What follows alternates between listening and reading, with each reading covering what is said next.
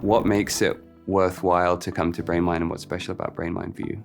Basically the people, both the people on stage and the people you stand next to in the coffee line and get to eat lunch with and so forth. So the talks are really interesting, but the thing that really engages your brain and everything else is sitting with other people talking about the talks or talking about what they're doing or you're doing. And you know what you know, but you learn more about what you know as well as about what they know from other people, because they ask you questions you hadn't considered before. So what I'm mostly doing right now, I invest in startups. I'm doing more on the neuro and the sleep side, and the physical devices, I invest where I think I can make a difference, either because I'm really early or because I'm really engaged. And now the neuro is what's early. Yes. And you're engaged in. And I'm engaged. My day job and the center of gravity around which everything else situates itself is Wellville, which is a 10-year nonprofit project. We're almost 5 years in. And the idea is working with 5 small communities around the US. And almost by definition, small equals under 200,000 equals disappeared or devastated middle class, a lot of poor people with really tough circumstances, bad schools, lack of facilities for child rearing, stressed out parents, just a perfect culture in which to damage children before they even get into school.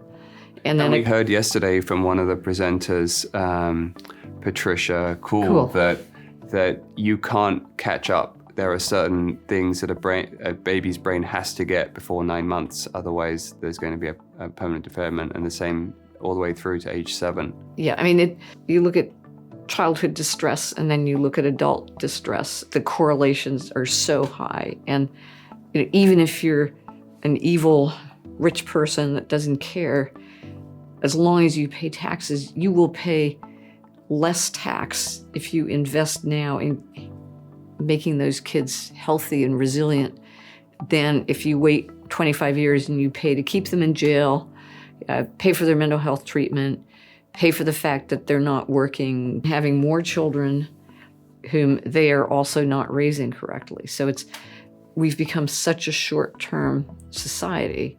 And the purpose of Wellville, in effect, is to show what it looks like if you think long-term about your community, not just about yourself. We're catalysts, we're grease in the wheels, we're everything except the formal infrastructure, the power, or the resources. It's taking what's there and helping it to work together more smoothly. Yeah, that's great. One of the themes of this conference is also things working together smoothly and this connection between the brain and the mind. I think it's something... And AI. And AI. I had a conversation with Danny Hillis this morning as well, interviewed him, and we were talking about how it's interesting that studies of the brain helped inform machine learning and gave us that tool, and now it's machine learning analyzing EEG data that's helping us study the brain again. Well, also I'd like to say what we're trying to do is create a better training set for infant brains. And then my AI friends understand what I'm doing. We get it with exercise. Exercise is actually stress. The right amount of stress makes you stronger, more resilient, and too much, and you end up in a hospital bed or out for 5 weeks or something. And it's the same mentally. You need that stress and stimulation, but you don't need that constant anxiety of, is Daddy going to be drunk tonight? Is there going to be enough food? I didn't get any sleep because the neighbors were arguing. I couldn't go outside and play. And then the next day in school, when I'm stressed, the teacher thinks I'm trying to make the teacher angry, and I'm actually just hurting inside. And so the teacher overreacts. And what you need is teachers who understand this kid is not here to torment me. The kid is tormented. How can I help? Studies show that even if your parents are inadequate, just having some caring adult, whether it's a teacher or your uncle or somebody that knows your name. Yeah. The other topic about BrainMind that we're bringing in this year is consciousness. You've thought a lot about that, I'm sure. What is for you a working definition, or how do you define consciousness? Well, I don't, because I know there's so many other better informed people trying to do so and they can't agree. A lot of what I think really matters is knowing how to manipulate yourself.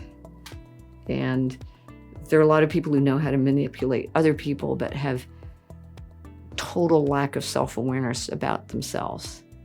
How can you bring that same awareness to watching your own behavior and manipulate yourself?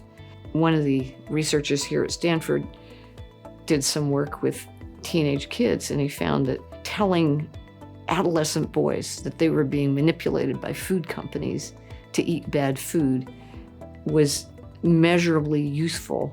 Much more effective than telling them it was for their health. Yes. It's like you stand up to the man and you eat healthy despite what they're trying to manipulate you to doing. So everybody can use tricks to motivate their own behavior. I decided I wanted to start flossing my teeth. My parents are European like yours, and they thought it was an American affectation. But anyway, I swim every day. I used to swim every day for an hour, and that's great. But after 50 minutes, I'm ready to stop. I thought I'll give myself 10 minutes off my swimming the morning after each night that I floss.